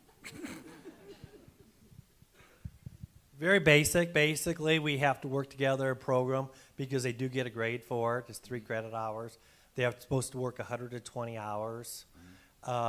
They set 3 to 5 goals that are set between the faculty, the student, and wherever they're working. Oh, okay. And after that, it's pretty well free reign. Okay. Well, technically, it's supposed to go by quarter. We do basically 10 or 11 week quarters. We could bridge that if it changes, because it does go by the season per se, because our quarters start in, like spring quarter starts in March, it goes to mid-May. If we need to extend it one way or another, we can. So we could play with the time period. Could you have like a year-round internship? Possible if the students are willing to do it. It's stuff. It wouldn't be for credit per se, but yeah, at least part of it, a window of it would be for credit, and the rest of it would be between you and the intern. But yep. So there's also Intern Nebraska. Thank you. Intern Nebraska. They focus on H3, and I think that's high wage, high skill, high demand jobs, but not that many people getting into farming these days. So I think production fits into that category. I can check and send something, or you can check. But if that is true, then employers can get funding to support and pay for interns, so that after the credit part is done, and because if you're building businesses, there's a way that your what you're putting in to cover wages may be matched through the intern program. Yes, so everybody can win. All right, any more questions, comments? Yes. I wasn't supposed to pick up a microphone, but this is the scoop. About less than a month ago, I had an incredible opportunity. I photograph regularly for Midland's Business Journal. Oh. And I was sent out of this assignment for this man named Tony Horner. Yes. Right here, who is the producer of Fermented Felon. And if you read, just bear with me 1 second, in your hands, this is on every can, In your hands is a one-of-a-kind kombucha, smooth and refreshing without the bite. We handcraft our brews to ensure they're packed with antioxidants and organic acids. Let us know what you think, exclamation point. Kombucha with a cause. I was left behind by a system designed to rehabilitate. Probation, jail, and rehab started to become second nature to me. I realized that I was stuck in a never-ending cycle of self-defeat and knew I had to do something to break free. I found my freedom in entrepreneurship. After completing the Rise Business Academy, I began mentoring other felons wanting to start businesses. I believe that self-worth is the key to reducing recidivism. So this is Tony right here, and there's on every can is an incredible quote. This one on the root beer, there's like 8 varieties. In the middle of a difficulty lies opportunity. So I'm going to introduce you to Tony Horner right here. If you don't have, you could just, and then if you're interested in reading the full article, go to Midlands Business Journal, mbj.com, and you should be able to read his story. Which Deborah photographed. Yes. Hi, I'm Tony Horner, founder and CEO of Fermented Felon. I don't even know exactly what I'm supposed to say. You can find my products in a whole lot of places in Nebraska, Iowa. We're expanding into more of eastern Nebraska right now. We had our products done at the Food Safety Lab at UNL to figure out if we can do ambient shipping. And so we did get approved for ambient shipping, so we are now trying to ship it all across the United States, because we're trying to also save the USPS too, because they're actually like $5 cheaper than FedEx and UPS. Yeah, it's pretty crazy, which I'm pretty sure the people at the UPS or USPS store probably are like, go the other way, because each box weighs like 25 pounds. But yeah, so that's like right now, like Robinette Farms, like I didn't even know about you guys. Like we sell our stuff in at one farm in Logan, Iowa, and we've been in there for quite a while. Danelle does a really great job. So, you know, coming to these kind of things and hearing about, you know, some of these other, you know, smaller like farmer, you know, farmstead, farm stand kind of businesses. So then, you know, as we grow into more of a national brand, you know, we can help, you know, shout out your guys' businesses online and things like that. So then, you know, you kind of reach more people. You know, you might reach one person in a small town, you know, 3 towns away, and all of a sudden everybody in that town comes to your store. But anyways, that's about all I got for you. Does anybody have any questions for me? Can I buy your stuff? Yeah, you can totally buy my stuff. And we can work out like if you don't want to be like a B2B, where like I wholesale to you, and you want to like just as people order it from you, since it's a CSA, we can do something like that too. I have something like that worked out with Clean Slate. So, which if all you farmers there, I don't know if you guys talk to them, but you guys should reach out to them. I don't see either of Dylan or John in here, so they're a great local company. They do like basically like farm to like home tables. So they do all the meal prep, and then they cook it, and then they deliver it every Sunday. So they're always looking for local farmers to buy from. Awesome. And where else can they find your products, like retail? Oh yeah, so you can find it at Clean Slate. You can find it Heirloom Fine Foods, Cubby's downtown, pretty much every Hy-Vee in Omaha, a few of them in Lincoln, a bunch of them in West Des Moines. Hopefully, we're in the Pack and Save in Wayne. Yay. We just got into there. Hopefully the Norfolk stores say yes too. So we'll be in Loose Thriftway, actually. I met that guy and he's pretty cool. So Yes. Yeah. That's awesome. Thank you. Let's give a hand to Tony. Way to go. She'll take that. It's also a great non-alcoholic alternative if you need that. It's a good thing. I Also, know, she is. Clean Slate is also currently the food service provider at the new remodeled Jocelyn Museum. They have the food contract there. There was just another amazing article about Clean Slate in Midland's Business Journal. I love doing food stories. Yes, awesome. Here's Audrey. Yay. Okay, so just a couple guests I'd like to introduce before we get to the end of this. And the first is a personal friend, Lindley, who comes to us from Saving Grace. So would you mind up and standing up and telling us a little bit about Saving Grace? Thank you. Hi, everyone. Thank you, Audrey. I'm Lindley Corbett-Kuntz. I'm the CEO and president of Saving Grace Perishable Food Rescue. We operate here in the Metro Omaha and Council Bluffs area. As our name says, we are a perishable food rescue. I like to think of us as a matchmaker. So what that means is we have a fleet of refrigerated trucks. We have 4 14-foot trucks that are out 5 days a week, and then a 26-foot truck that will be out soon capturing large loads. We operate through a network of food donors in the metro area, so grocery stores, event centers, caterers, anywhere where excess perishable and prepared food is created. And instead of it ending up in a landfill, which is a terrible place for good food to go, we instead, as that matchmaker, deliver it same day as the pickup to a network of about 40 nonprofits around Omaha. So the best use of good food, we're all food people, is to feed people. And so we started in 2013. We've been operating 11 years. And just yesterday, we crossed the 9 million pound mark for lifetime food rescued and redistributed. Thank you. It's really our team. They're out there every day. But if you're in the Metro Omaha area, Omaha or Council Bluffs, and are looking for a way to distribute your excess food, we'd love to chat with you.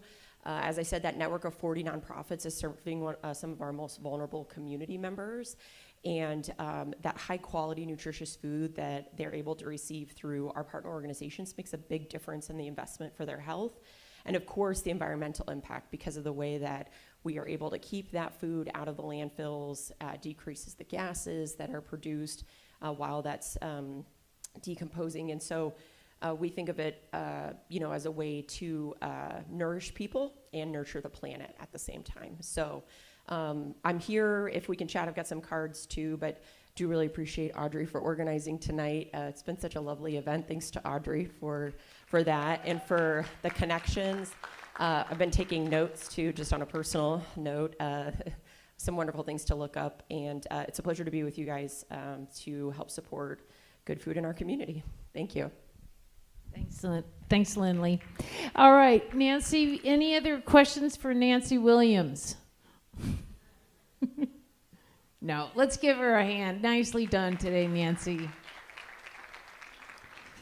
So, because this is a grant-funded opportunity, we have a chance to fill out an evaluation. And you will see on your tables, there's a short evaluation. If you don't mind grabbing that, you don't have to put your email address on, but if each of you could fill one of those out, that would be wonderful. Like I said, this was funded by Transition to Organic Partnership Program, which is a USDA grant. And they're looking for people who have an interest in organic or trying different practices of organic farming and producing. And so that's what this is about. Also, I'd like to, well, there she is. Can we thank Emma for the fabulous dessert? You did a great job. That was so good. But I do want to thank MCC. They were so easy to work with and so welcoming, and never once when I said, we want to do this or that, did they say, oh, no, that's a bad idea. But I am here with Nebraska Sustainable Ag Society. We happen to have 2 of our favorite board members here. One's already left, Doug Garrison. Oh, no, there he is. Doug Garrison's on our board, and then Renee Cornett is our treasurer, and so she's also here with NSAS. So thanks for filling out those evaluations. And the very last thing, not the last thing, the best thing we're going to do tonight is you're going to hear from a dear man, Kevin Novak, and I met him when I heard that he had a mushroom farm in Iowa, and I said, I've got to go see that mushroom farm. And I happened to be working with Mosaic students, which are specially abled adults, and I went out there and I said, Kevin, can I bring some of these friends here and work with you? And he said, sure, no problem. And I remember the one time when they pulled out all the eggplants. And I said, Kevin, what about those eggplants? And he said, well, I guess next year. But he was always so kind with our friends. It was a lot of fun. So if you don't mind, when you finish those evaluations, you can leave them right on the table. We're going to have Kevin come up and have a few last words with you. And then it will be time to talk with anybody that you need to. Any questions? All right. Can you give Kevin a hand? Here he comes.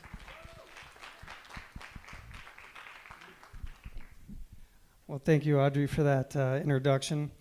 Audrey's always been a big supporter of Flavor Country Farms. Like she said, she brought out Mosaic. Boy, that sure was fun having all those guys out there helping. I can't even tell you how many tomatoes all those kids picked. So many. With No More Empty Pots. Thank you with that as well. I see a lot of familiar faces out here, chefs, friends, old instructors, staff, some Metro guys. We do business with Metro as well. So my name is Kevin Novak, and I'm with Flavor Country Farms. I'm kind of your hybrid speaker tonight, I suppose, because I'm an ex-chef, and now I'm into the production side of things. So I'll tell you a little bit of a story here about my journey.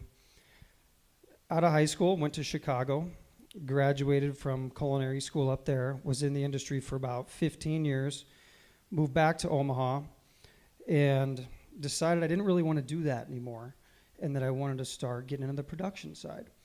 One of my favorite things up in Chicago was seeing farmers show up on the back door with the weirdest mushrooms and the weirdest produce and all that kind of stuff. So I'm like, well, that's kind of cool. But I didn't even think of it at the time. Ended up going to school here at Metro for horticulture. Did the program. Tom right there was one of my instructors. It was a fantastic thing. I had no idea that I even wanted to really get into anything. I had always grown hot peppers and was an avid gardener and things of that nature. And in the entire curriculum, the whole thing, we did one day on mushroom production. And I thought it was kind of cool. I'm like, this is weird, you know, kind of coming back to those weird boxes coming in the back door of restaurants. And I did a little market research. There wasn't very many mushroom growers in Omaha. So after that, I took every book home from Metro, which I still own. And from that point on, I just kind of taught myself via Google, YouTube, this and that. I ended up making a business plan in the Metro department called like M&M Farms, which focused on mushrooms and microgreens, which are our two main products that we grow. And we're a chef-inspired farm, so we grow a lot of varieties of microgreens. We've developed 50 different varieties, and we grow 20 different ones currently. And it's just been a heck of a journey. I mean, we do between 40 and 50 restaurant accounts every week. We have all of our own in-house delivery systems. And back to the story with the, well, actually, I lost my train of thought there. Well, anyways, we also do high Vs, exist green, CSAs. We do a lot of really important things around here for the community as far as the local food scene, all the mom and pop shops, and we want everyone to eat mushrooms and be healthy. And I think I can speak on behalf of all the producers on here that supporting the local food supply is so very important, not only for your own health and your own well-being, but for the staff of those farms, for the small economic communities and the things that all promotes. It's just such a big, powerful thing. And really, that's just so important. And,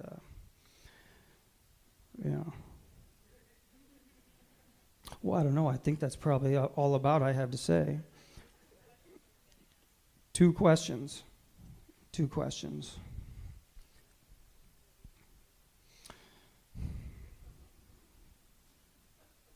Sorry.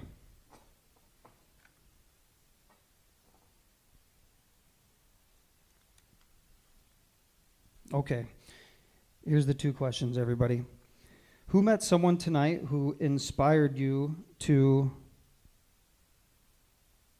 talk about something in a new way? Is that a question for me? You answer it first. Yeah, okay. Inspired you to think about something.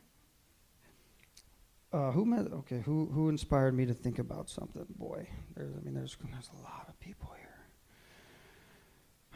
Okay, how about this? Saving Grace. I didn't even know about that.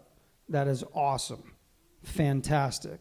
I'll tell you what, it is all of us producers cry when we have these extra produce that we can't get rid of, and we need it to go somewhere and just sits around. That business model is fantastic, going and picking it up and doing that. That's great.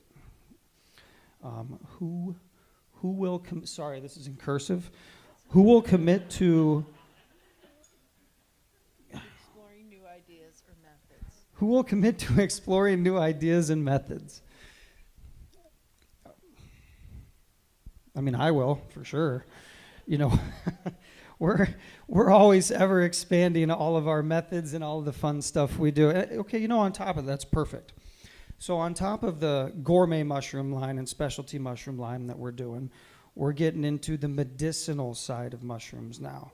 We're going to be doing extractions. And the way we've been doing extractions is we take this ultrasonic homologizer sound probe and we blast the cell walls with sound at certain frequencies, and it opens up all the medicine.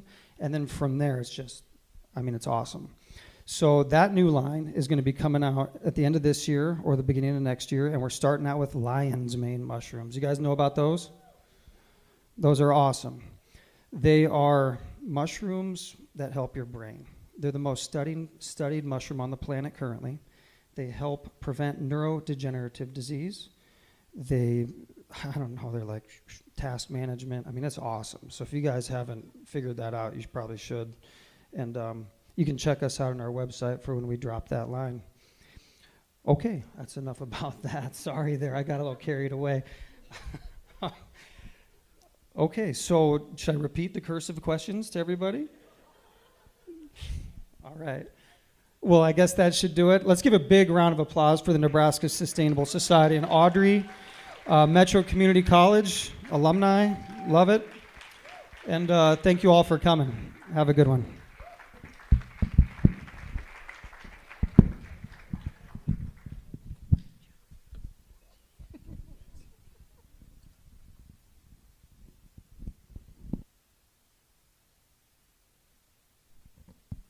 That is the end of our time here together, but our hope is that you can find somebody to talk to before you leave that you haven't said hello to yet, or go and say something to somebody you already have talked to. But I just want to thank you all for coming. This was something that we thought was a good idea, and from the smiles and the conversations that I've heard, I think it was.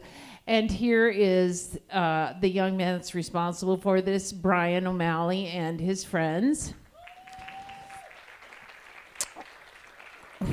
And did you want to introduce your friend Brent Crampton there right beside you? Brent Crampton is a dear friend from Hillside Solutions, and he was coming to our first event before it got canceled, and then I forgot to get back to him. And today he said, "Can I come?" I said, "Sure." So here he is. Is there anything you'd like to say, Brent?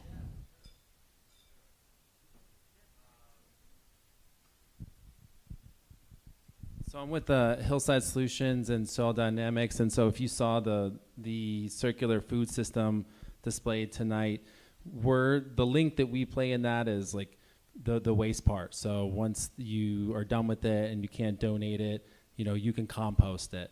And so we have the Omaha area's only industrial composting facility, and we work with Metro, for example. So any food waste produced from this is going to be composted locally, and that goes out to contractors, farmers, hobby gardenist, stuff like that at home. And we have like a beautiful sort of circular food system that's in Omaha and growing. And so there's some restaurants that compost with us, like Acarant and Dolomiti, who are, did I say Dolomiti right?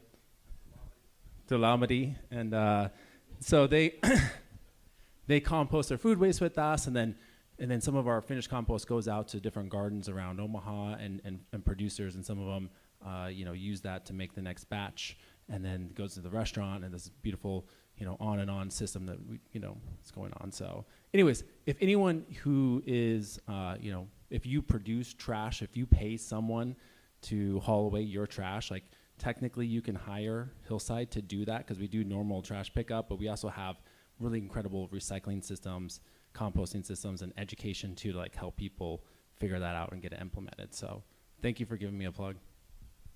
Yeah. All right. Enjoy the rest of your night.